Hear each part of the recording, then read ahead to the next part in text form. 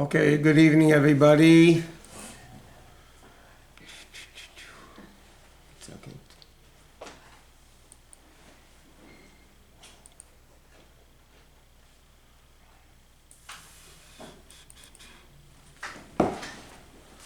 Okay.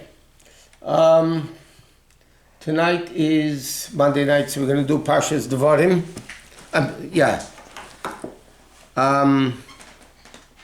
Why am I saying Parsha's Devarim if it's Bamidbar? I'm a book off, 1 second. I even took the wrong Chumash.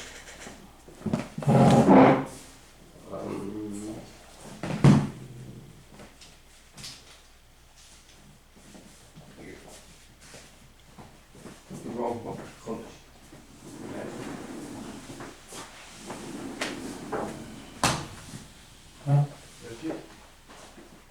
No, I drove off that. His grandmother's back on the way out.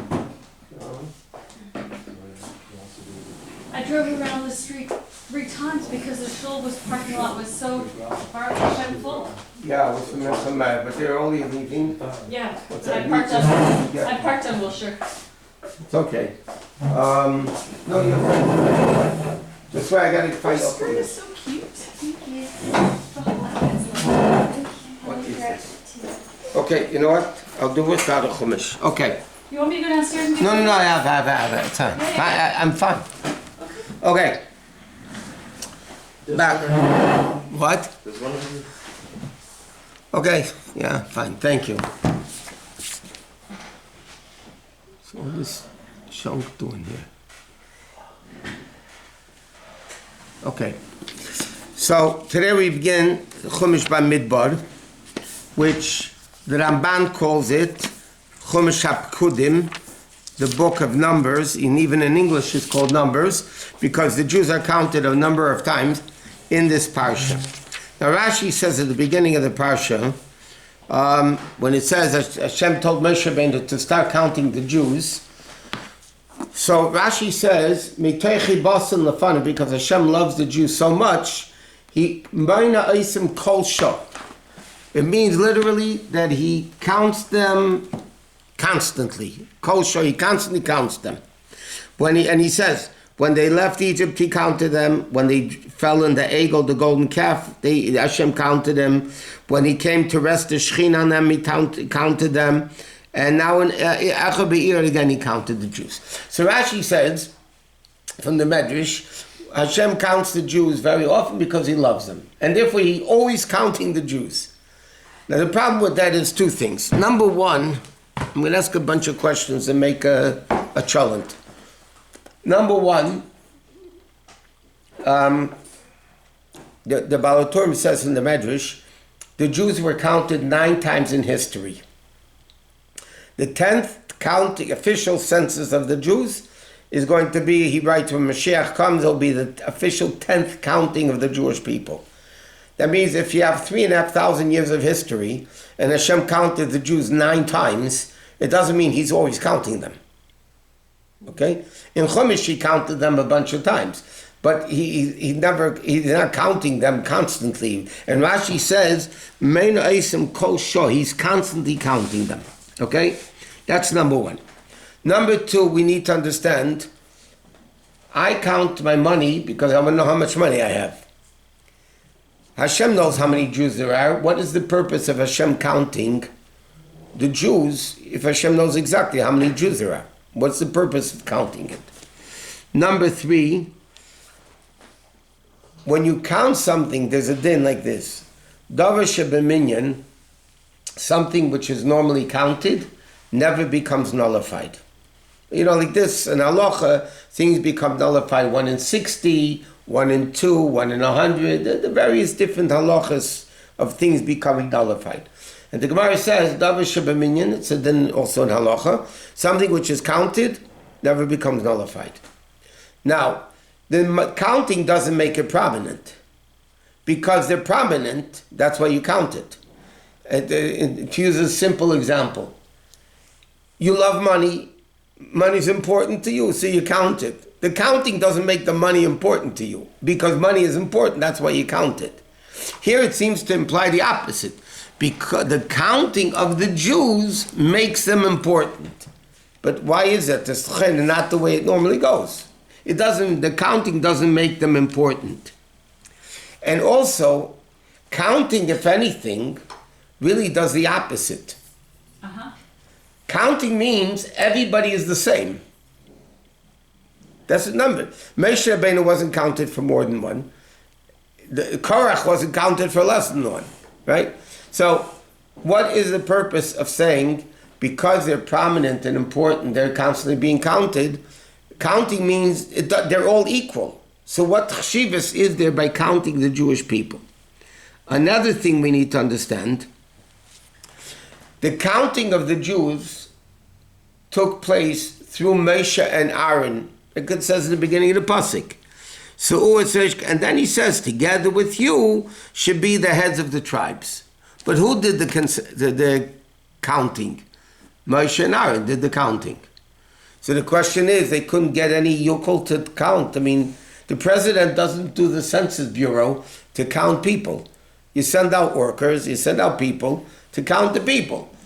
Okay, Hashem should have told Moshe, get people to count the Jews. Why in the world was Moshe and Aaron the ones, and then the leaders of the tribes, why were they the ones that were involved in counting the Jews? Why?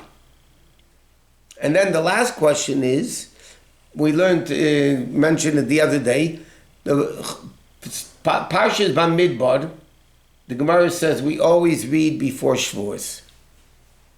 We always read it before Shavuos. The simple halachic reason for that is because last week we read the Teichacha, the hidden blessing, but outwardly they look like curses.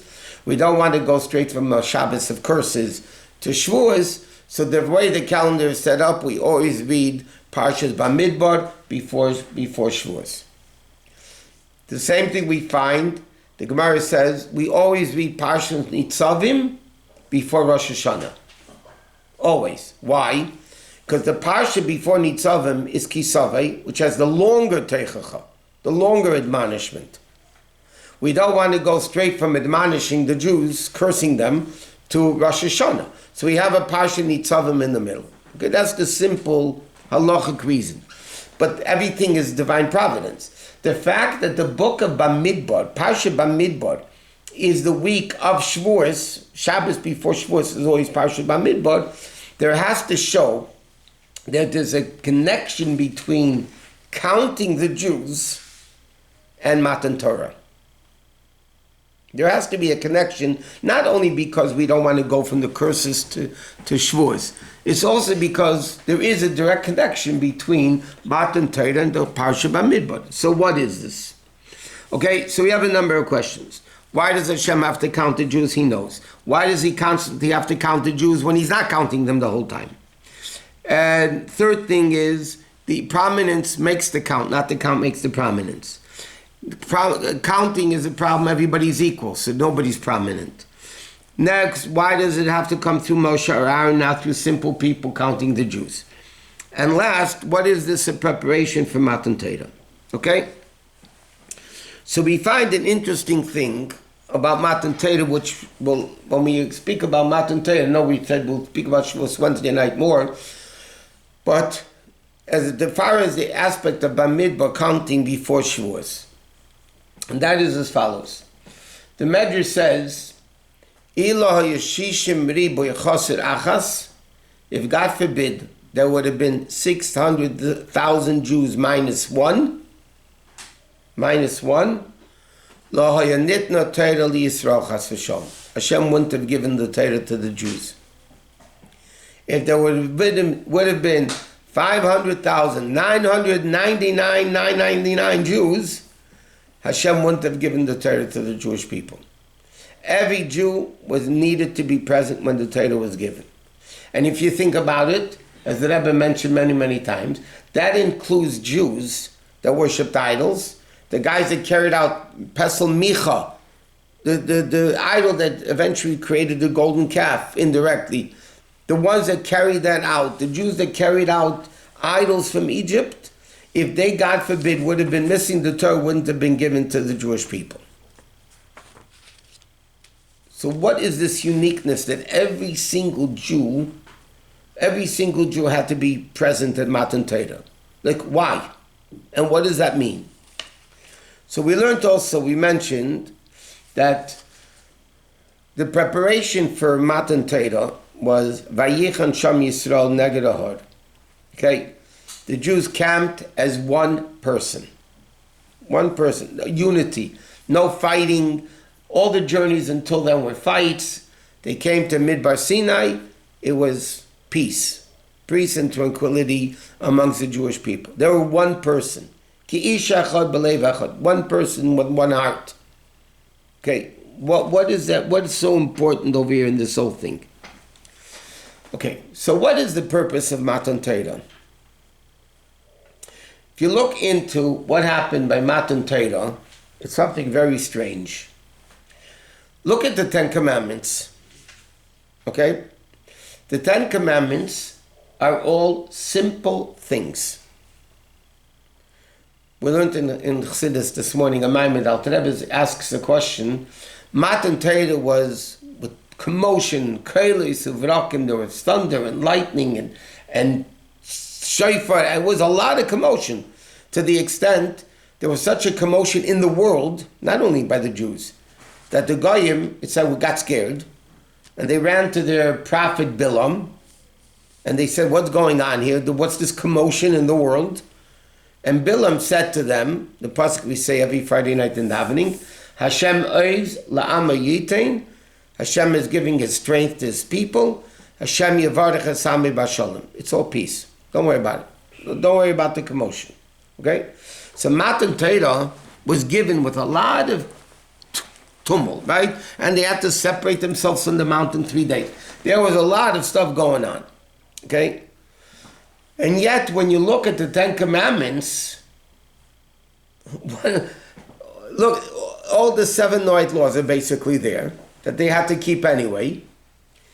Shabbos, they were told before, in Morah, right after Kriyas Yamsuf, they were given the mitzvah of Shabbos. Kabbalistic and Chassidic, Esav kept, every people kept. Okay? You would think, if God wants to give Torah, something that doesn't make sense, big news, news flash, he would give like this. In other words, like they say, if I would be God, what would I do? God forbid. I would say, don't eat meat and milk. Doesn't make sense. Don't wear wool and linen. Doesn't make sense. Kosher. Doesn't make sense. Pick the Parsha, take the mitzvahs that don't make sense, and on Matan Torah, give those 10 mitzvahs. What did he think? I am God, you God, no other gods. Okay, that's idolatry. Don't commit adultery is adultery. Don't steal. All these things are really simple things that the Jews were keeping anyway. What is this big commotion of Matan Torah? So Chassidus explains what really happened in Matan Torah was the fact that Hashem said, Anechi Hashem Elokecha, I am God, your God. And Anechi means I, not the name of Hashem. If you look at Matan Torah, the opening, Anechi Hashem Elokecha, I am God, your God. Now, Anechi, like the Zohar uses the expression, and me, Anechi, Misha Anechi, like they would say in English, I am or I am, or as other people say, I is or I is, The essence of Hashem is not even a name of Hashem. A name of Hashem is not the essence of Hashem. The name of a person is not for the person himself. The name of a person is to be identified by somebody else, for somebody else to call you, talk. I can't see you. Somebody wants to call you, to identify you. They call your name. They want to speak about you, right? Maybe sometimes good. Usually lashon hara. They want to speak about you. They need a name because otherwise you don't know who you're talking about. But the name is not for the person himself. Anechi, what happened in Matan Torah was the revelation of Anechi Hashem Elokecha means, Anechi, I am the essence of God. I, who I am. Hashem, which is Yud Kei Vav Kei, which represents the supernatural level of God, because the Yud Kei Vav Kei means Mahava, creator. If he's creating, that means he's above creation. Thirdly, if you take the letters Yud Kei Vav Kei and switch them around, you have Hoya, Hoveh, and Yehiyeh in one word. Past, present, future simultaneously in one word, which represents supernatural level of God. But the level of Hashem, the way he is identified with world. Mahava means he is a creator. If you say past, present, and future, granted it's all together, but there's still past, present, and future. That means the name of Yud Kei Vav Kei as infinite level of God that it represents is still a name. Elokim, Onecha Hashem Elokecha, your God. Elokim, we know Hashem created the world with the name of Elokim. Elokim refers to the limited level of godliness that limits himself to create the world. That's why Elokim, not Elokim, but the way it's the real name of Hashem with the Hey, equals 86. It says in Kabbalah and other places, HaTeva, the nature, HaTeva is equals 86. Why is nature called in Hebrew Teva? Because in Oz Yashu we say, Tub'u b'yam suf, they were sunken in the sea. Teva represents the level of godliness which is sunken and hidden in nature. You look at nature, you don't see God. But if you think about it, what is nature? Nature, as it says, is from the expression, a constant miracle is called nature. If you think about it, the sun coming up in the east, setting in the west, the birth of a baby, I mean, just the way the world is functioning is unbelievable miracles. But it happens every day, a million times a day, so it becomes nature. But what is Elokim? The level of godliness which is concealed. What does it mean now? Anechi Hashem Elokecha. It doesn't only mean I am God, your God. Yeah, thank you. I'm God, your God. Yeah. If I'm God, I'm God, your God. What does it mean? Anechi Hashem Elokecha. What did Matan Torah accomplish? That the level of Anechi, which is the essence of God, becomes Hashem, and it becomes Elokecha. That even the natural level of the Jew is connected with the essence of Hashem. The level of Anechi, I am who I am, which is above name, meaning it's not any way Hashem identifies, even with the infinite level. But there's still identification. Havaya, Yud Kei Vav Kei, is Hashem's identification with the infinite. But it's still identification with it. Anechi is the essence of Hashem. And because, by the way, because he's the essence, he's able to unite Hashem, which is infinite, Elokecha, which is finite. Yud Kei Vav Kei said is supernatural. Elokim is nature, finite and infinite. In order to connect finite and infinite, it can only come from the level of Anechi, the essence. Because otherwise, finite and infinite are two opposites. You can't combine fire and water. Unless if you're the essence of God, which is higher than fire, higher than water, higher than nature, higher than miracle, higher than finite, higher than infinite, then you can make it all one big happy, one big happy essence. So therefore, like this, if Matan Torah was the revelation of the essence of the Jew, that's what it is.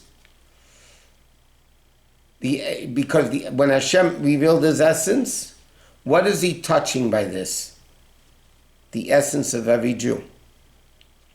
What happened by Matan Torah was the essence of Hashem gave the essence of Torah to the essence of the Jew. That's what happened in Matan Torah. Because as the Zohar says, Torah, Jews, and Hashem are all one. Right? They're all one. So the essence of Hashem is connected to the essence of Torah. which is connected to the essence of the Jew. So what really happened in Matan Torah? Hashem accomplished, it's hard to say accomplished, but Hashem did in Matan Torah, he could do whatever he wants. What happened in Matan Torah is Hashem revealed within every Jew the essence, with the essence of Torah and the essence of Jew. Now, what differentiates one Jew from the next? The essence is the same.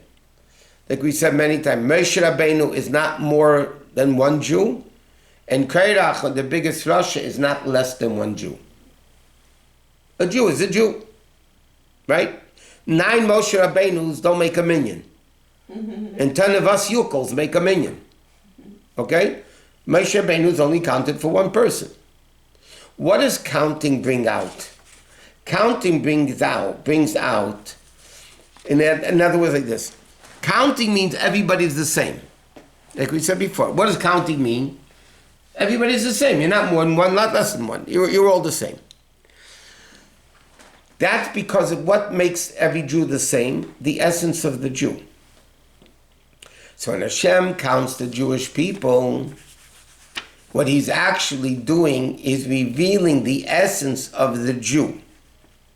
And because it's the essence of the Jew, that connects him to the essence of Torah. Now, and again, we said this, what separates one Jew from the next? Their intellect, their emotions, their thought, speech, and action, not the essence. The essence of every Jew is the same exact. What differentiates is the revealed parts of the Jew. Matan Torah accomplished to reveal the essence of the Jew. In fact, I mentioned the Shabbos also. It's interesting, my father used to say, life is like a chessboard. You know, on a chessboard you have different pieces. You have a pawn, and the king, and the queen, and the bishop, and the rook, and the knight, and the castle, different names, right? On the board they're all different. But at the end of the game, when they put you in a box, you're all the same. The essence of the Jew is the same. What Matan Torah accomplished was the revelation of the essence of the Jew. And therefore the Rebbe explains who had to count the Jews. Moshe and Aaron, who were the Jewish leaders, that were able to reveal the essence of the Jew, the Pintel Yid, the Nukudat Yahadut, the essence of the Jew. Who was able to count the Jews, meaning to be able to reveal that level within the Jew? It had to be Dafka, Moshe, and Aaron. Okay? Now, and that's what it means. Let's go through the questions now. Why does Hashem count them if he knows how many there are? Of course he knows there are. He's counting them because he wants to bring out the essence of the Jew. So therefore he's counting them. What does it mean constantly? He's counting them constantly. He only counted them 9 times. He's not talking about the actual counting. The purpose of counting is to reveal the essence of the Jew. The essence of the Jew, through Torah and mitzvahs, is constantly revealed. That's the concept of counting, to bring out the essence. So by counting the Jews, he gave them the ability that constantly they should be able to reveal the essence of the Jew. And therefore, it's not a question of prominence. It's a question of revealing the essence of the Jew, and that's why Moshe had to do it, and that's why this is a preparation for Matan Torah. What's Matan Torah? The revelation of the essence of Hashem, the essence of Torah, to the essence of the Jew. So it had to be through counting. Okay, that's that aspect of counting. Okay, now, why did Hashem, it says again, we're reading Bamidbar before Matan Torah. We know Hashem gave the Torah in the Midbar, in the desert. So Chazal ask a question, a lot of commentators discuss, why did God give the Torah in the Midbar? Why, if you think about it, he should have created a beautiful garden, beautiful, luscious palace, and he's giving his best gift You don't give it a dump it in the desert. You give it in a proper setting. Why is Hashem giving them Torah in the Midbar? And Chazal explain number one, a desert is free for all. A desert is free for all. Anybody can go into the desert. Anybody can take whatever they want from the desert. Same thing, the commentaries explain, why did Hashem give the Torah in the desert? Because Hashem says Torah is accessible to every single Jew. Torah is accessible to every single Jew. Secondly, when the Jews were in the desert, remember we learned, the sin of the Meraglim, the sin of the spies, where they wanted to leave the desert, they didn't want to leave the desert to go to Israel. They wanted to stay in the desert. Why did they want to stay in the desert? In the desert, all the needs were, they had the man, the water, the clouds. They didn't need to work. They didn't need to do anything. What did they do a whole day? They studied Torah. The Midbar represents, like in the desert, when the Jews in the desert, Hashem gave the Torah to show that there shouldn't be any difficulties, any blockages, and that's why, by the way, Hashem gave the Torah on Shabbos. Why did Hashem give? The Gemara says, mention it tonight by learning. Everybody in the Gemara, all opinions say the Torah was given on Shabbos. Some people say it was the 6th of Sivan. That's what the Chachamim hold. Rabbi Yosef says it was the 7th of Sivan. But everybody says Torah was given on Shabbos. Why was Torah given on Shabbos? Why not Monday, Tuesday, Wednesday? What's the big deal? So the answer is, in fact, the Gemara says, a Talmud Chacham is called Shabbos. The Gemara tells a story, once a big scholar came to the city, everybody greeted him with their Shabbos clothing. So he said, They said a Talmud Chacham is called Shabbos. Torah was given on Shabbos. What do you mean Torah was given on Shabbos? On Shabbos, if you're a religious Jew, right? The telephone rings. Shabbos. I don't answer the telephone. Me and the telephone on Shabbos have no connection, right? Something business, Shabbos, there's no business. What is Shabbos? Enjoying Shabbos, learning, davening, eating, sleeping, it's just a beautiful day of rest without any side-tracking issues. So the same thing it says, Torah was given on Shabbos, because Hashem wants to teach us when a person learns Torah, it should be on a level of Shabbos. What does it mean it's a level of Shabbos? There's no telephone, there's no business, there's nothing. You're learning Torah, that's it, there's nothing else. That's why Hashem gave the Torah on Shabbos. Okay, now, there's a very interesting question which adds a lot to this concept. A place which is ownerless. It's an interesting halachic chakir, it's called. A place which is ownerless. Does it mean everybody owns it or nobody owns it?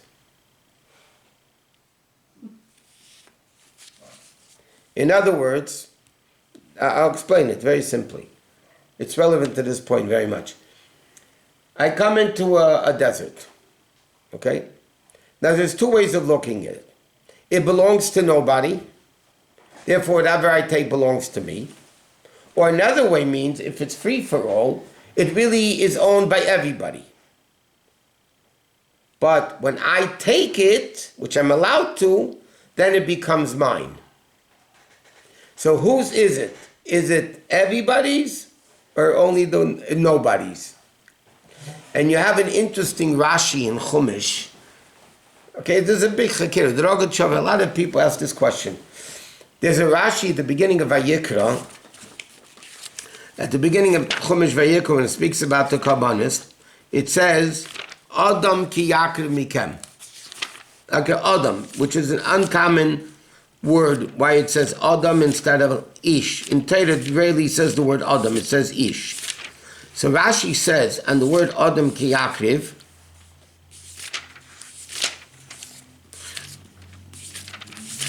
it says, Lama Namra, why does it say the word Adam?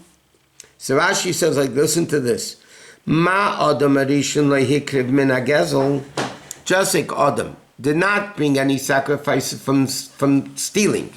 Why? Rashi says, Shakol Hayashulei, everything belonged to him. Same thing, why does it say Adam to teach us you can't steal an animal and bring it as a sacrifice? Okay? So it says you have to be like Adam, that everything belonged to him. But it's interesting. Adam Rishon was the first guy in the world. Okay, now think about it. Did the whole world belong to him or it belonged to nobody? Rashi says... Belong to him.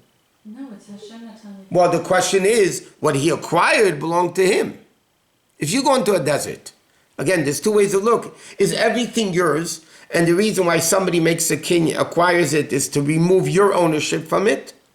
Or is it nobody's and I acquire it that it belongs to me? Right? It's a very simple question. But Rashi by Adam Rishon says everything belonged to him. He didn't go around acquiring the whole world. But because the whole world was free for all, there was no competition. So Rashi says the expression, everything belonged to him. Now let's take this as far as Torah goes. Torah is given in a desert, in a place of free for all. Why? Because the whole Torah belongs to every single Jew. The entire Torah belongs to every single Jew. Now, every Jew has their own unique letter in the Torah.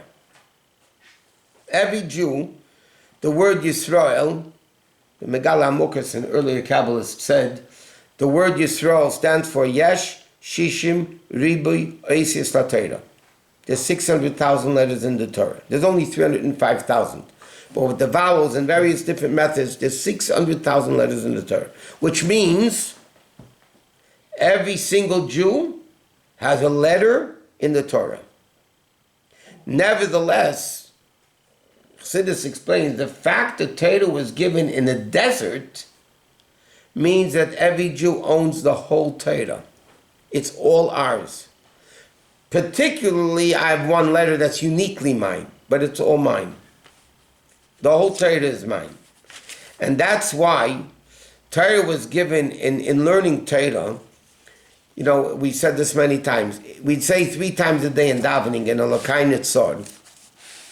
We say, Nitzor l'shein chamero, no, I'm wrong one.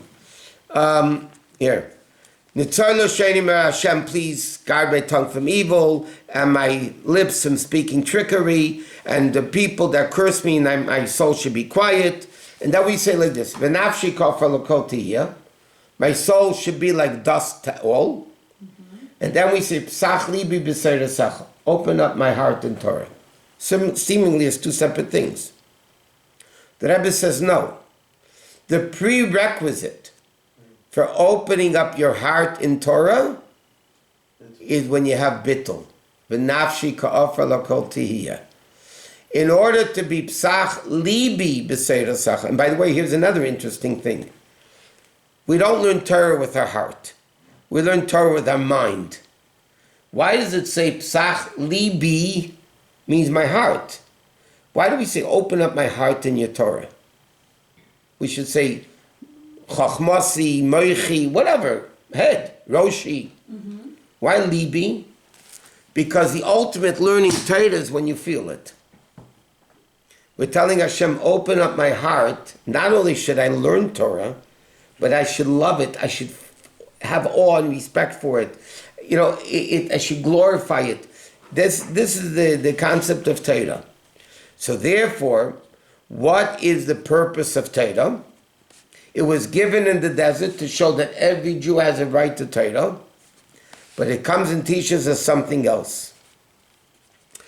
What was in the desert? The Pasuk says many times in Chumash, Nachash, Saraf, Va'akrav. There are snakes and scorpions, right?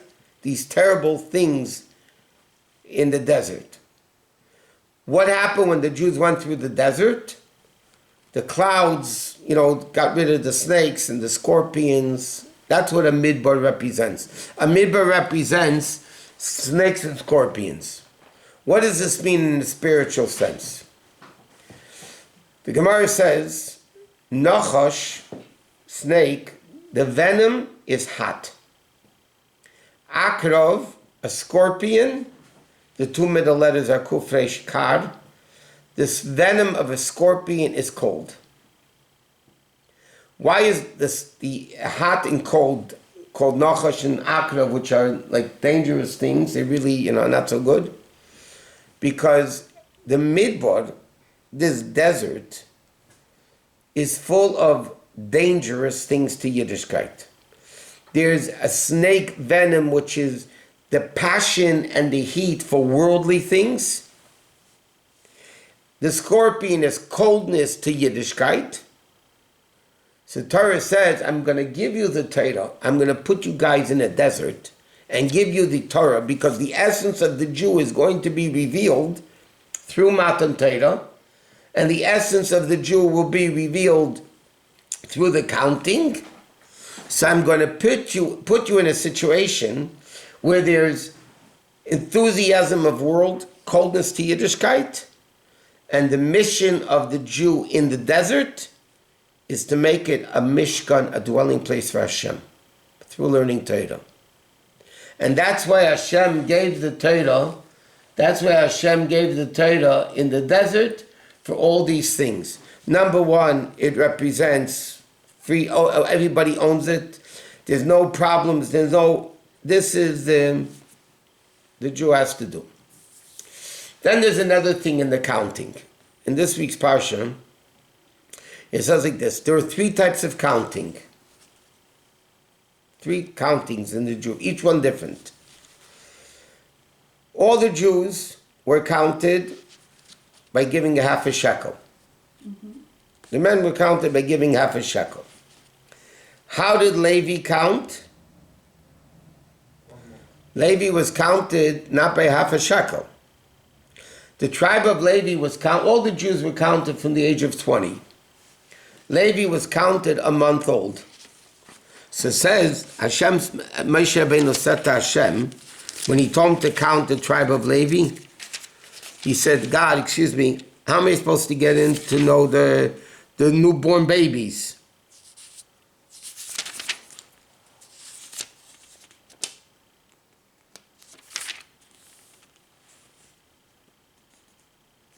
Yeah. Oh, because you didn't want to walk into the tent, right? Right. In this week's Parsha, Amar Meshvin HaKadosh Baruch Hu, because it says, Moshe Rabbeinu counted them al pi Hashem, through the mouth of Hashem. Simply means Hashem told him to count, he counted. But Rashi says like this, Moshe Rabbeinu says to Hashem, Eich ani nichnas l'teich aleim mit das minyan keim. How am I supposed to know all the nursing babies? You expect me to go into the tent while the mother's nursing a baby and count them? What do you want me to do? Amar HaKadosh Baruch Hu, you do yours and I'll do mine. Moshe Rabbeinu came to the tent, and the Shechina went before him and said, Kach v'kach tineikus yesh ba'oil. X amount of babies are in this tent. Okay? Now, Rashi also says over here, Levi was counted from 30 days old. Okay? Rashi says, really they should have been counted from birth. The tribe of Levi should have been counted from birth. Mm-hmm. Why should they be counted from birth? Because Yocheved, was Amram's wife. She was number 70 when they walked into Mitzrayim. She made up the 70 souls. Because if you count them, there were only 69. So Rashi says in Vayigash, Yocheved, when she walked in the wall, was born, and she was counted as 70. Who completed number 70, which is the completeness of the Jewish people? A little baby just born. So Rashi says, really, they should have been counted from birth. Why were they counted a month old? Because until 30 days, you don't have like Pinyan Aben on the 31st day, because we don't know if they're going to live or not. After a baby lives for 30 days, there's an assumption they're going to live. So we had to wait until they were 30 days old, and then they were able to be counted. Okay? And next is Moshe and Aaron were not even counted. When it says the whole number, it says Moshe Aaron, there's dots on top of it.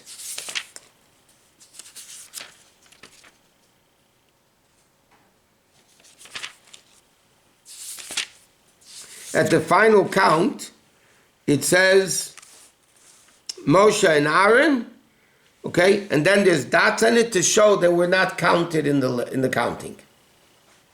So it's interesting. You have three different distinct countings for the Jewish people. The male were counted 20, Levium were counted from a Chodesh, and Moshe and Aaron weren't even counted. Like, what does that represent? Okay, so it says like this. When they gave the number of the levies, Moshe's not included in No, that number? no. Again, there's a dot on it, on top of the, Rashi brings down this week's Parsha.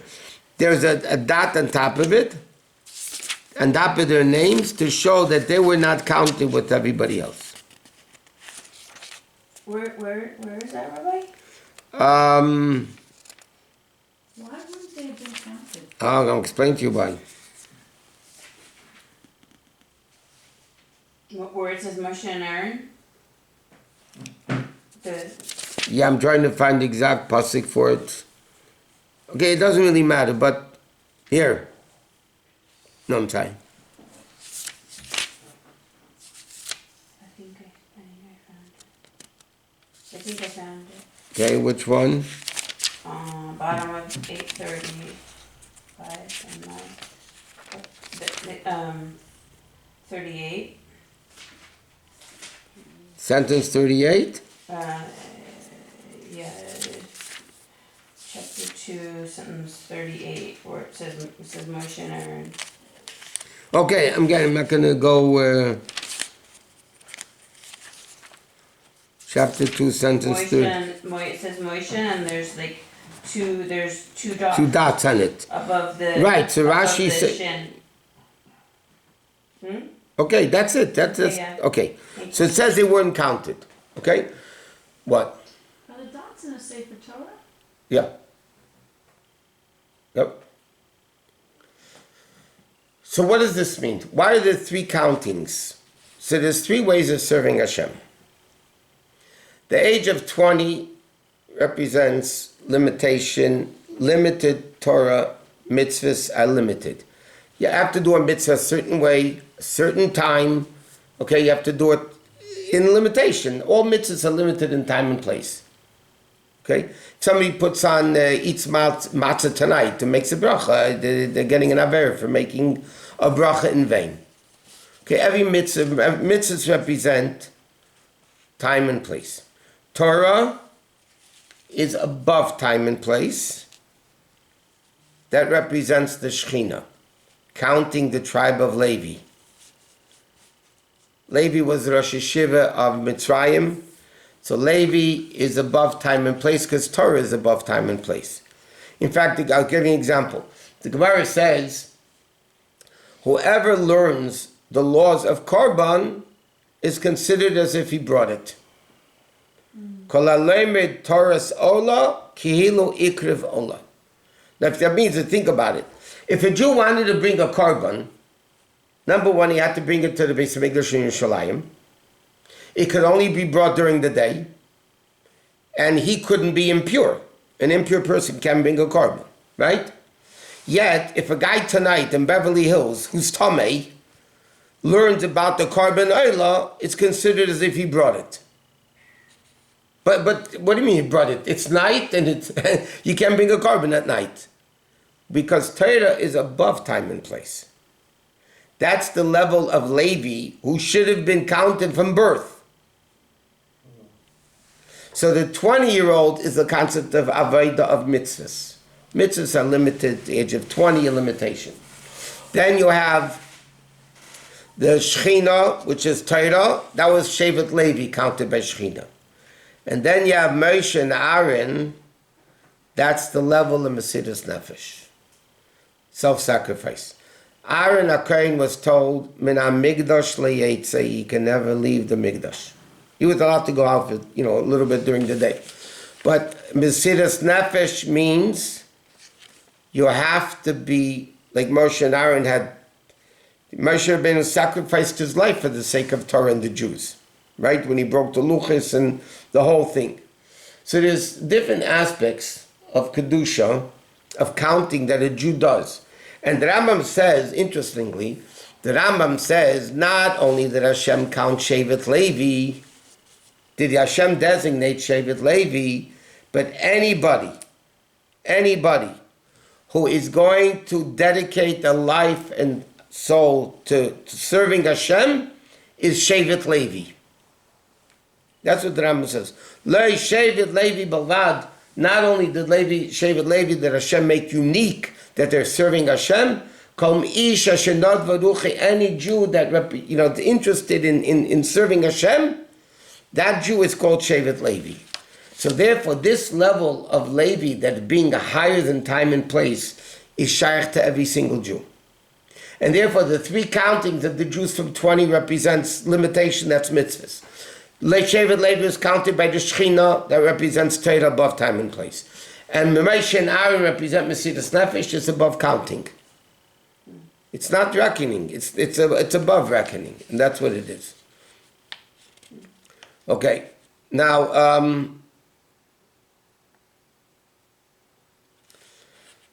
next is like this. Hashem told Moshe Rabbeinu by the counting, it's not enough just that you and him, Aaron, but you should have all the Nesiim. At the beginning of Parsha, he enumerates all 12 Nesiim to help you counting the Jews. Why did Hashem want the Nesiim to help him count the Jews?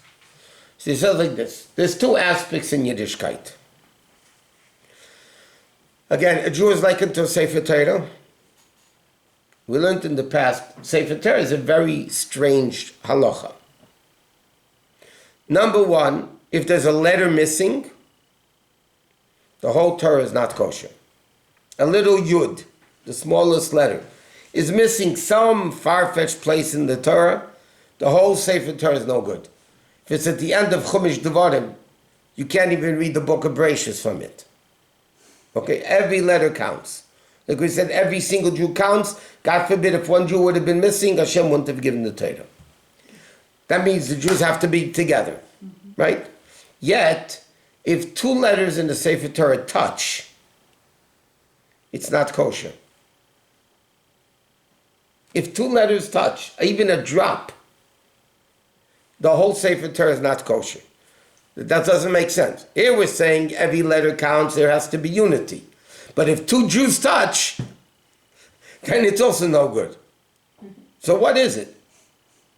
So the answer, you taka need both. Just like a Sefer Torah. Meaning like this. All Jews are one. But every Jew has their own unique mission that needs to be surrounded by parchment. You can't be touching another Jew. I have my letter, you have your letter, I have my mission, you have your mission. Yeah, we have a general mission of Torah mitzvahs, and that you can't be missing any single Jew. No Jew can be missing. And if you're missing a Jew, or you're missing a letter in the Sefer Torah is not kosher. Nevertheless, though, you still need to have individuality in Torah mitzvahs. And that's why Hashem told Moshe Rabbeinu, not only are we counting the Jews, but we need the leaders of each tribe. Each tribe represented a different way of serving Hashem. Reuven comes from the word Re'iyah, seeing. Shimon comes from the word Shmiya, like it says. Why was she called Reuven? Reuven, right? Remember, Ben Chami, Leah said. Shimon, she said, Shama Hashem heard. Levi is Levia, accompaniment. Yehuda is submission. Okay? Hoda. Modani. Thanks and submission, both. Okay? Yes? Hello? Okay. What does that mean? The guys that came from the tribe of Reuven, their unique Aveda was seeing godliness. The guys that came from Shimon, why did Hashem make those guys come from Shimon? Because their primary Aveda is Shmiya, hearing, understanding godliness. Leviah is accompaniment, becoming one with it. Yehuda is submission, and so on. Each tribe, based on their name, had their own unique level of relationship with Hashem. And therefore it's interesting. We mentioned this previously. The Gemara says, there's only 3 patriarchs, Avram, Yitzchak, and Yaakov. Reuven is not Reuven Avinu, Shimon Avinu, Levi Avinu. It's just Avram, Yitzchak, and Yaakov. Because every Jew has Avram, Yitzchak, and Yaakov within them. But not every Jew has Reuven and Shimon and Levi. There are Jews that are from the tribe of Reuven, they have Re'iyah. Shimon, Shmiya, whatever it may be. So therefore Hashem said, when it comes to counting the Jews, I want you to have the Nesiim with them, because I've been, in addition to the counting that brings out the essence of the Jew, that are all one, but each Jew needs their own individuality. Because no 2 Jews have the same mission in life, no 2 Jews have the same individuality of the way of serving Hashem in life. Okay? Next Monday night, obviously, there's no class. It's Shavuos. So,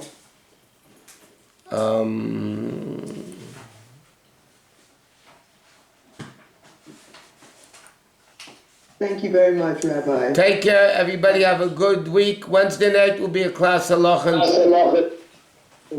Take care. All the best. Thank you. Chag Sameach. Chag Sameach. Thank you.